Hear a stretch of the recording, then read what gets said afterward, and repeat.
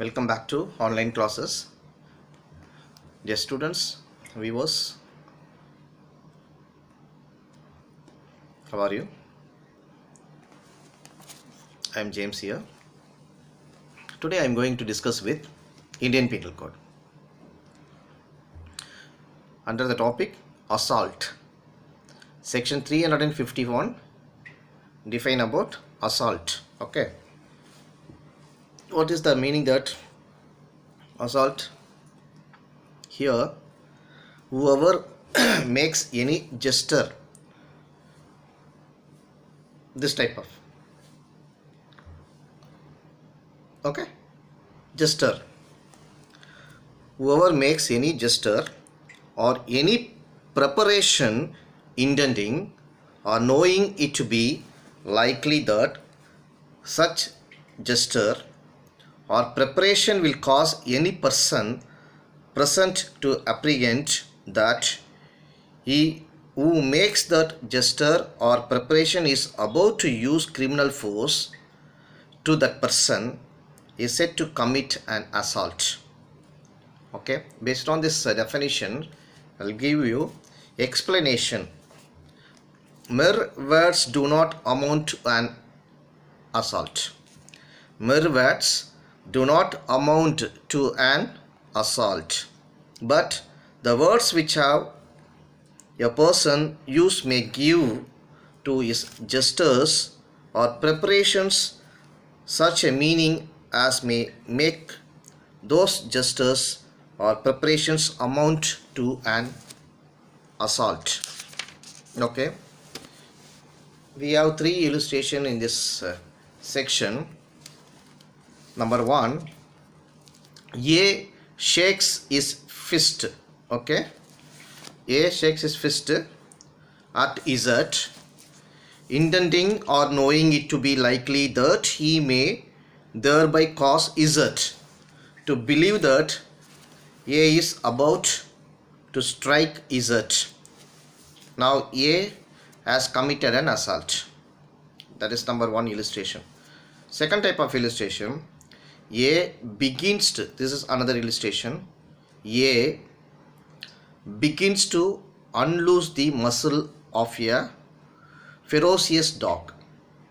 A is a person, he begins to unloose the muzzle of a ferocious dog, intending or knowing it to be likely that he may thereby cause Z to believe that he is about to cause the dog to attack Z. A has committed an assault upon Z. Okay. Now the third illustration, A takes up a stick. Okay, you know very well stick, saying to Z, I will give you a beating. Okay, I will give you a beating. Here, though the words used by A could in no cause amount to an assault, and though the mere gesture unaccompanied by any other circumstances might not amount to an assault, the gesture explained by the words may amount to an assault. Okay. Based on these above illustrations, a small comments in this area.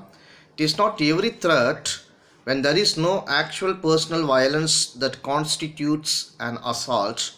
There must in all cases be the means of carrying the threat into effect.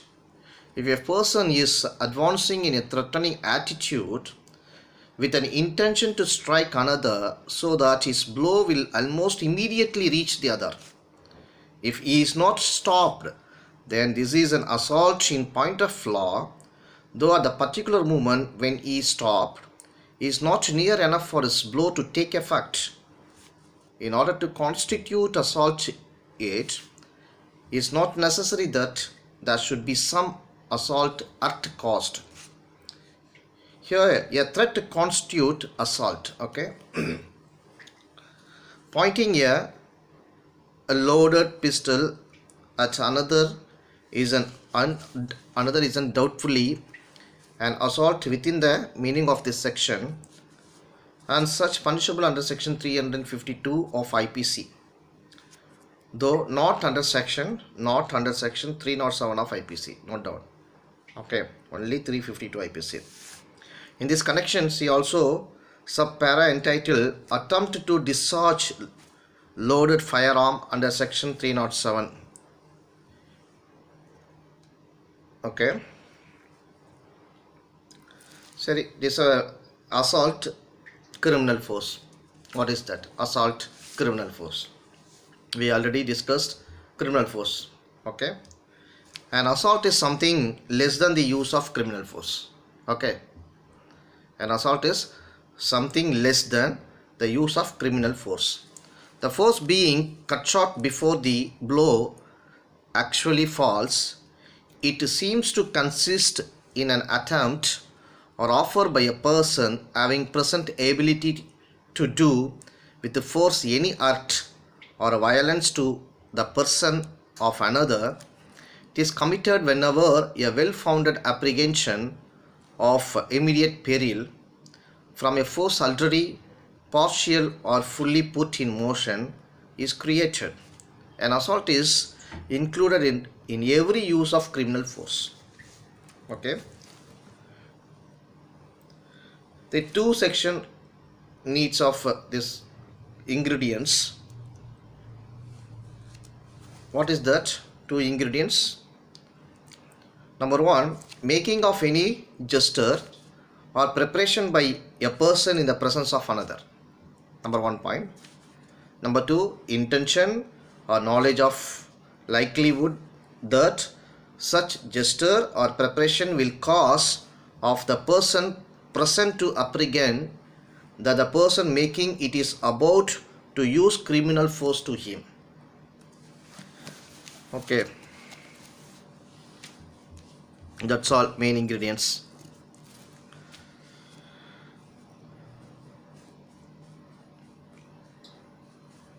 Makes any gesture on any preparation.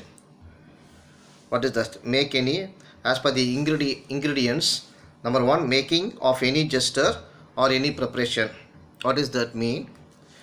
Here, illustration A, that means A shakes his fist at Z, intending or knowing it to be likely that he may thereby cause Z to believe that A is about to strike Z. Now A has committed an assault. Okay, the same illustration illustrate that gestures which cause a person to apprehend that the person making them is about to use criminal force amount to an assault. As seen from the definition of assault, a gesture or even a preparation on the part of the accused would be sufficient to constitute assault, and accused need not have even attacked the deceased. The apprehension of the use of criminal force must be from the person making the gesture or preparation, and if that apprehension arises not from the person but from somebody else, it does not amount to assault on the part of that person. Further, criminal force cannot be said to be used by one person to another by causing change in person of another human being. Therefore, the accused himself did nothing which could come under the definition of assault, but simply made a gesture at which his followers advanced a little forward towards the complainant in the threatening manner. Okay, it was held that he was not guilty of offense under section of assault 353. Okay, and another point of view, where the accused armed with a sharp-edged woman went to the shop of man and hurled a challenge to him from distance, asking him to come out and threatening him that he would not go back without killing him. What is that? It was held that the manner in which the accused hurled the challenge, he committed an assault within the meaning of section 351 of IPC, and retaliation by that man was in self-defense. Okay. The second point of ingredients, intending or intention or knowing it to be likely, that is second ingredients. It explains about intention or knowledge is the gist of the offense. Inadvertent recklessness, that is failure to give thought to the possibility of risk involved in pursuing a course of action, is insufficient to amount to mens rea, request for a conviction for assault. Okay. Further explanation in this section, mere words do not amount to an assault, but the words which a party threatening uses at the time either gives his gestures such a meaning as may make them amount to an assault, or on the other hand may prevent them from being held to amount to an assault. In the latter case, the effect of the words must be such a clearly to show the party threatened that party threatening has no present intention to use immediate criminal force. Okay, students. And the next section 352 is punishment for assault or criminal force. Okay, section 352 explain about punishment for assault or criminal force otherwise than on grave provocation. What is that meaning?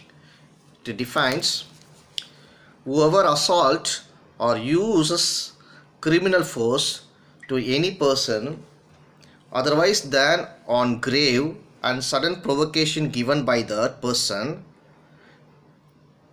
shall be punished with imprisonment of either description for a term which may extend to 3 months, or with a fine which may extend to 500 rupees. Note down, minimum 3 months of imprisonment means 500 rupees fine. Okay. The explanation above section here. What is that grave and sudden provocation? Here, grave and sudden provocation will not mitigate the punishment for an offense under this section if the provocation is sought or voluntarily provoked by the offender as an excuse for the offense, or if the provocation is given by anything done in the obedience to the law or by a public servant, the lawful exercise of the powers of such public servant, or if the provocation is given by anything done in the lawful exercise of the right of private defense, whether the provocation was grave and sudden enough to mitigate the offense is a question of fact. Okay. Based on this section 352, this is section provides punishment for assault or use of criminal force when there are no aggravating circumstances. Section 352 constitutes a minor offense in relation to section 354 of IPC. The offense under section 354 of IPC includes the ingredients of the former section 300 of IPC, that is 300 subclause exception 1, okay, which is identical with the explanation to this section. Now it's clear. You just refer to section 300 subclause exception 1, okay, that ingredients and this is 354 are identical only. I will show one example of case. where the accused person formed an unlawful assembly. You know very well unlawful assembly. 5 or more persons standing in front of any other persons at the time of joining lawfully. After that they are planning to quarrel or they are using any criminal force. It became unlawful manner. Okay. So same manner where the accused persons formed an unlawful assembly with a common object only. That means section 149 of IPC, common object. Act of unlawful assembly cannot be attributable with the subsequent change in the common object of some of other members of the assembly. What happened? It was held that members who did not share common intention and stood outside were liable to be convicted under section 352 read with 149 of IPC. Okay, but not under section 326 read with 149. Now it's clear. Okay student, that one example is enough. We'll go to another section, 353 of Indian Penal Code. This 353 of IPC explain about assault or criminal force to deter public servant from discharge of his duty. Okay, here whoever assaults or use criminal force to any person being a public servant in the execution of his duty as a such public servant or with intent to prevent or deter that person from discharging his duty as such public servant or in consequence of anything done or attempted to be done by such person in the lawful discharge of his duty as such public servant shall be punished with imprisonment of either description for a term which may extend to 2 years or with a fine or with both. Okay, section 353 explain about how much here punishment here, 2 years. Okay. Sorry. Here the above act explain about the public servant must be acting in the discharge of a duty imposed by law on him in the particular case, and the section will not protect him for an act done in good faith under color of his office. If act is caused under the circumstance mentioned in the section, then either section 332 or section 333 will apply. Okay. Hurt. You know meaning of the hurt. We already discussed with the earlier video also. They explain about 332 of IPC, 333 of IPC will apply. Okay. I will give you a short explanation about defect in warrant. Defect in warrant at the time of police officer taking warrant. Sometimes the warrant also defective in nature. What will happen? The duty officer. So it is made clear in the illustration that the words alone will not amount to assault. Okay. So also the mere gesture of picking up a stick alone will not constitute assault unless accompanied by other circumstances. The gesture explained by the words alone amounts to assault. Therefore, mere preparation of carrying a weapon and standing before the victim without making any gesture which will disclose the intention or knowledge will not constitute assault. As seen from illustrations up class C, that illustration here I'll give you the same illustration. A takes up a stick saying to Z, I will give you a beating. Here, though the words used by A could in no case amount to an assault, and though the mere gesture unaccompanied by any other circumstance might not amount to an assault, the gesture explained by the words may amount to an assault. Okay, this is what explaining this illustration. A mere carrying a stick without being accompanied by a statement which will disclose the intent or knowledge will not constitute assault. But there is nothing in evidence to reveal commission of any of the overt acts to constitute offence under section 353 of IPC. The prosecution has failed to prove any of the offence alleged against appellants. Okay, and another example, the petitioner, this is another example, petitioner as counsel means advocate, that counsel representing counsel for the petitioner. Okay, the counsel for the petitioner representing the applicant made certain submissions during inquiry but refused to sign.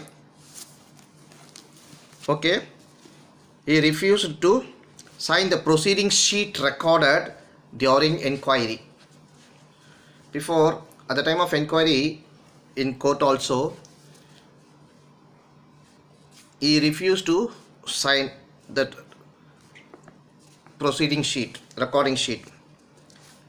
Complaint is filed for offence under section 180 of Indian Penal Code and 353 of Indian Penal Code against the petitioner.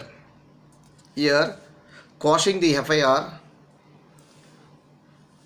the Karnataka High Court held that to attract offences alleged there should have been an assault or use of criminal force on any public servant in execution of his duty as a public servant, or with an intention to prevent or deter such public servant from discharging his duty. Okay, now it's clear. The Karnataka High Court was gave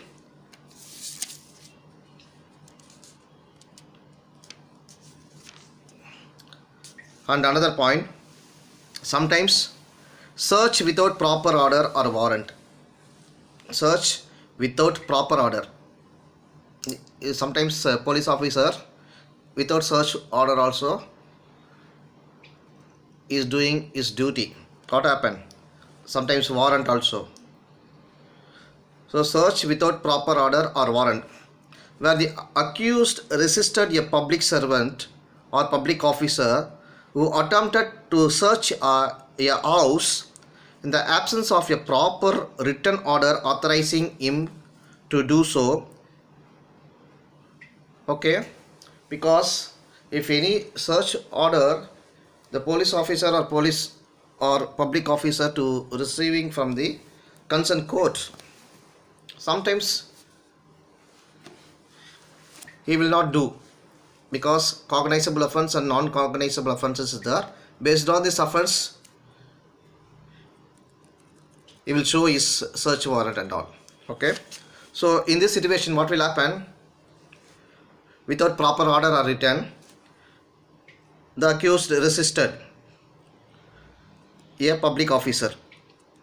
Okay, so he was held to have committed no offence under this section, but the Madras High Court has held that a search without a search warrant does not justify an obstruction or resistance to an officer if he was acting in good faith and without malice.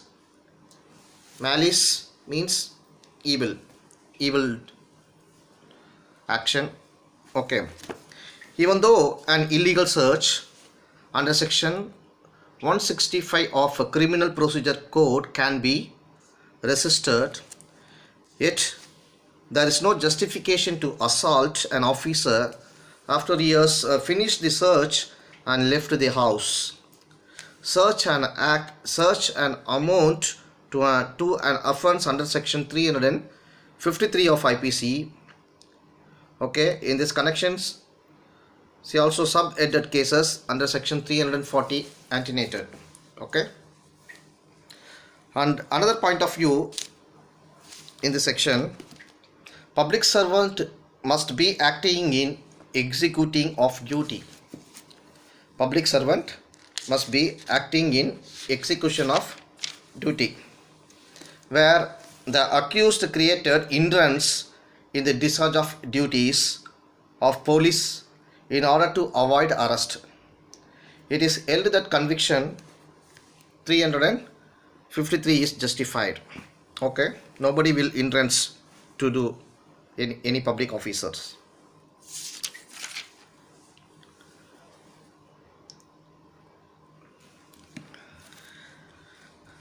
And another point of view, to deter public servant from discharging duty. The wife of the accused was being taken to police station. Example, the wife of the accused was being taken into police station in execution of search warrant accompanied by a police constable. The accused attacked his wife and also the police constable. What happened? Because his duty is doing search, that's all. But the court gave conviction of the accused under section 353 was held to be proper, though no injury as such was caused to the constable. The court observed that actual causing of injury is not necessary for conviction under section 353. Okay, and another example of same thing, to deter public servant from discharging duty. In a complaint under section 323 and 329 of Indian Penal Code, the investigating head constable of police demanded bribe for arresting some persons and was caught red-handed in a trap, but on his call the villagers attacked the raiding party and snatched away their belongings and currency notes used in the trap, thus deterring the public servants from discharging their duties and rescuing the accused from the lawful custody of the inspector of the raiding party. What happened in this situation? What gave court? Court gave conviction of the head constable of police under section 395 read with section 109 of IPC. 395 IPC read with along with 109 of IPC and section 353 read with 109 and 224, okay, of IPC. The constable whom the head constable handed over the money under section 395 of IPC and villagers under section 353, 149 and 226 and 147 of IPC was upheld. Okay.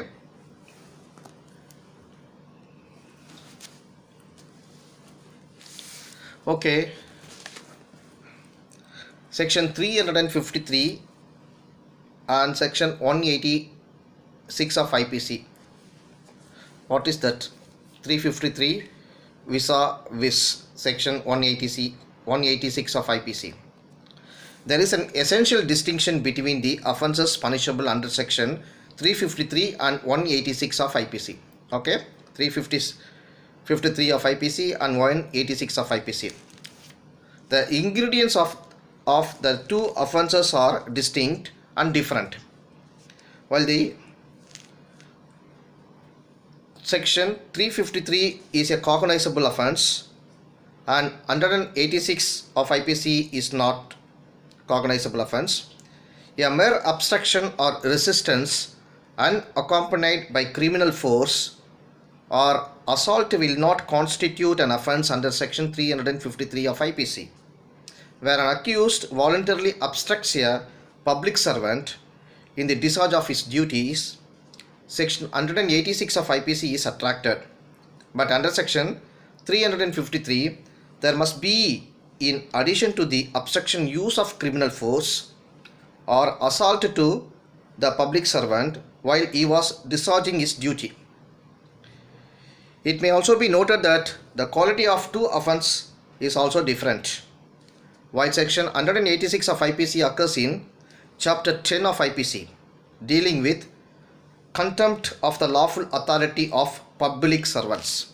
Okay, but under section 353 of appears in chapter 14 of IPC, which deals with offence affecting human body.